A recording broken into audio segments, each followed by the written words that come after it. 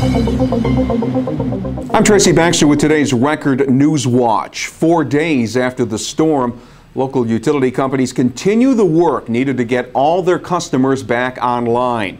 Town of Newburgh resident Pete Kozlowski is one of about 3,500 of Central Hudson's Orange County customers who were still without power today.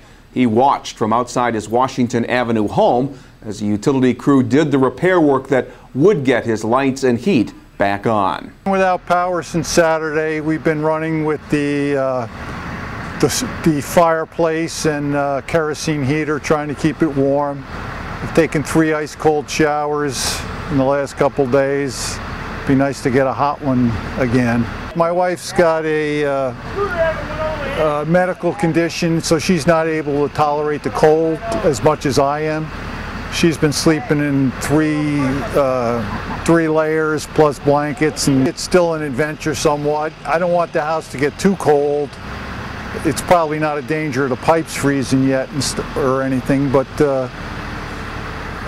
I don't know. I don't mind it that much. It's an inconvenience, but it's not that bad. Now you got a crew here, and I guess you're kind of keeping your fingers crossed that this could bring some good news. I hope so. Total restoration of service could still be days away for Central Hudson and Orange and Rockland utility customers due to the scattered outage locations, many of them in remote, hard-to-get-at places. Record Online will keep you updated on the continuing recovery effort and the long-term impact of the storm. A former employee with the Sullivan County Probation Department has pleaded guilty to a felony grand larceny charge for stealing more than $16,000 from the department. 41-year-old Lee Shattuck of Liberty, a former administrative assistant to the director of the department, admitted to stealing the money from September of 2009 to June of 2010, then falsifying records in an attempt to cover up the thefts. The stolen money included restitution funds for victims of crimes and DWI administrative fees received from those who'd been sentenced to probation. Shattuck is expected to be sentenced to a term of 1 to 3 years in state prison when she returns to court January 26th. There was more than just trick-or-treating going on in one Town of Wallkill neighborhood on Halloween night.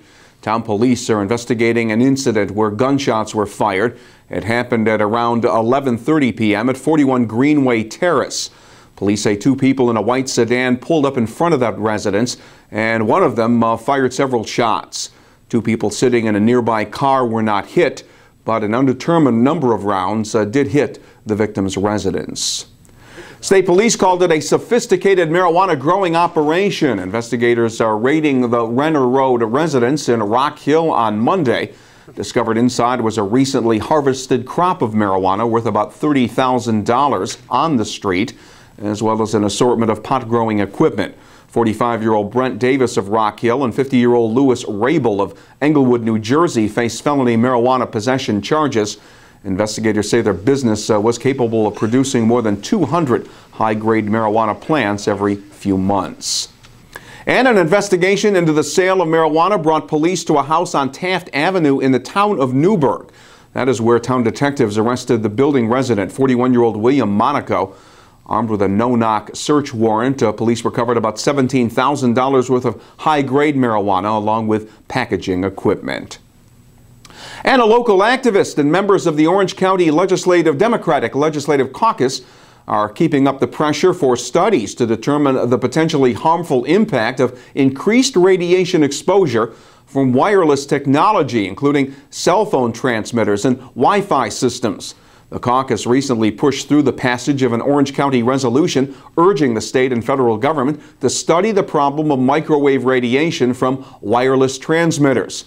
Town of Highlands resident Deborah Copalt says people need to become aware of the potential dangers and get adequate protection. Secondhand radiation from transmitters, as well as the wireless devices themselves, are expected to dwarf the effects of smoking and secondhand smoking. You can call this the secondhand radiation issue. It is the main green issue of the 21st century. It's important that people realize this, and without change, we're going to be looking at very serious health consequences that are already underway. Orange County, San Francisco, and New Mexico are the only jurisdictions in the country to pass resolutions calling for microwave radiation studies. Orange County Democrats had tried without success to have their legislation include warning labels that would be placed at locations where the potential health risks could be the highest. It'll be all quiet on the weather front for the next couple of days at least. Tomorrow will be partly sunny with the temperatures reaching the 55 to 60 degree range. Friday will be partly cloudy with the highs topping out at around 55 degrees.